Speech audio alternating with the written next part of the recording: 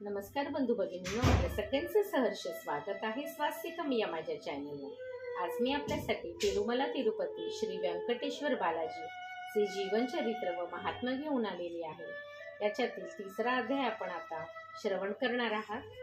आणि आपल्याला जर माझे व्हिडिओ खरंच आवडत असतील तर आपण माझ्या चॅनलला सबस्क्राईब करा, माझ्या व्हिडिओला लाईक करा आणि कमेंटमध्ये गोविंदा गोविंदा लिहायला विसरू नका।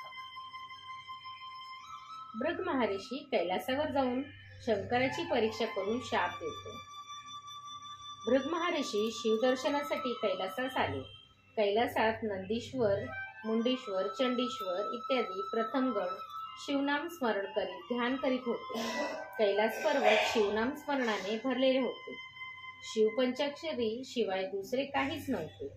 हे सगळे पाहून भृग महर्षी संशयित झाले की येथे पण आपल्याला कोणी स्वागत करायला तयार नाही। असे विचार करीत भृग महर्षी शिव देवताच्या एकांतात मंदिराकडे चालला।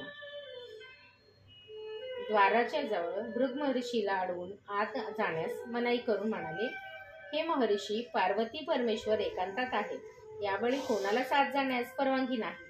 परंतु भृगाने द्वारपालाचे सांगणे न ऐकता आत प्रवेश केला। पार्वती परमेश्वर त्यावेळी एकांतात प्रणय क्रीडात निमग्न होते। अकस्मात भृग महर्षीला प्रवेश करताना पाहून पार्वती लज्जित होऊन दूर निघून गेली। हे पाहून शंकर क्रोधित होऊन म्हणाले, अरे भृगा, तू विवेकी सर्व जाणता असून सुद्धा या एकांत वेळी प्रवेश केलास, किती मूर्ख आहेस।